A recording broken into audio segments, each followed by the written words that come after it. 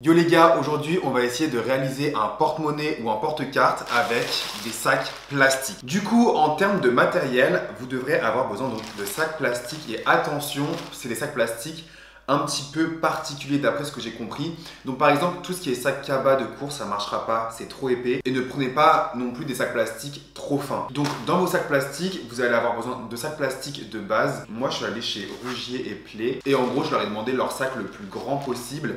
Et en fait, c'est vraiment avec ça que je vais réaliser la base en fait de mon tissu, si on peut dire ça comme ça. Et ensuite, tout ce qui est plutôt bleu et rose, rouge, je vais plutôt utiliser ça pour faire l'extérieur.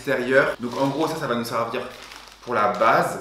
Et ça va nous servir pour la beauté de la création. Mais après, vous faites vraiment comme vous voulez. Pour le coup, je n'ai jamais essayé de ma vie. Donc j'espère vraiment que ça va marcher. Donc déjà, ce que je vais commencer à faire, c'est de couper plein de rectangles pour ma base dans ce plastique là. Et ensuite, avec ce plastique là, ce que je vais faire, c'est que je vais couper plein de petits morceaux que je vais mettre dans un bol.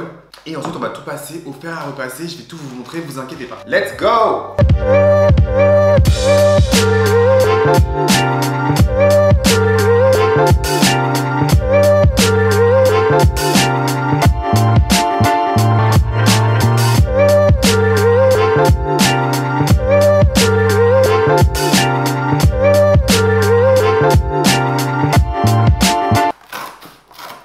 Donc maintenant, je vais vous dire ce que vous devez avoir. Donc, moi, j'ai découpé pour ma base plein de rectangles assez gros. Donc, comme je vais faire un porte-carte, je n'ai pas non plus besoin d'un truc hyper grand. Donc, c'est pour ça que j'ai fait des rectangles un petit peu aléatoires. J'ai repris en fait les plis qu'il y avait du sac. Donc, ça va être pour ma base. Et ensuite, pour le côté esthétique, donc pour l'extérieur, j'ai décidé de faire plein de petits bouts, donc de bleu et de rouge-rose. Et donc, maintenant, on va passer au repassage. Donc, d'abord, ce que je vais faire, c'est que je vais préparer une plaque parce qu'on va passer au repassage à la chaleur et donc j'ai pas envie de repasser là-dessus parce que sinon ça peut brûler comme c'est du plastique. Et ce que je vais faire, c'est que je vais préparer ça avec du papier cuisson tout simplement. Donc je vais mettre comme ça du papier cuisson sur ma planche et je vais venir assembler le tout avec du scotch. Donc voilà ma planche avec le papier. Maintenant ce que je vais faire, c'est que je vais venir mettre mes petits rectangles à chaque fois de plastique les uns sur les autres. Je vais remettre bien sûr à chaque fois du papier cuisson par-dessus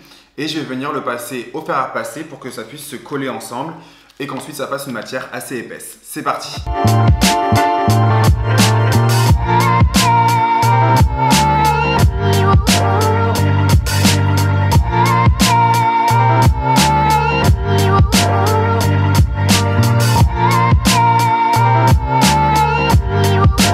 Après avoir repassé pendant plusieurs minutes, voilà ce que vous devriez avoir. Là, je trouve ça plutôt sympa. Ça donne une petite vibe colorée, mais je trouve que ça fait pas kitsch pour le moment. Donc, je trouve ça plutôt cool.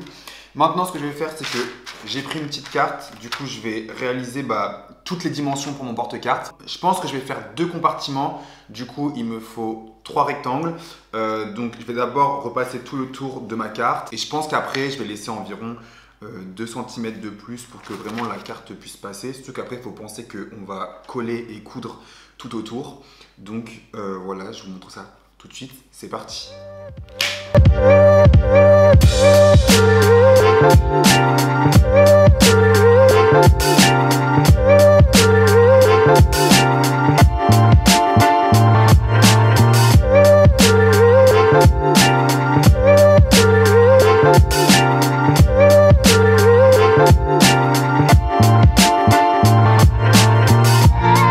Ok, c'est bon, j'ai terminé mon porte-carte. Du coup, je vais vous montrer ça tout de suite. Avant, si jamais ça t'a plu, n'hésite pas à me le dire en commentaire, à t'abonner. Et si tu as des questions, surtout n'hésite pas à me les mettre en commentaire ou à m'envoyer un DM sur Instagram et je te répondrai avec plaisir. Donc voilà le porte-carte. Personnellement, je suis choqué, je pensais pas que ça allait faire aussi bonne qualité. Là, il fait un petit peu plat, mais ce que je vais faire, c'est que je vais rajouter quelques cartes.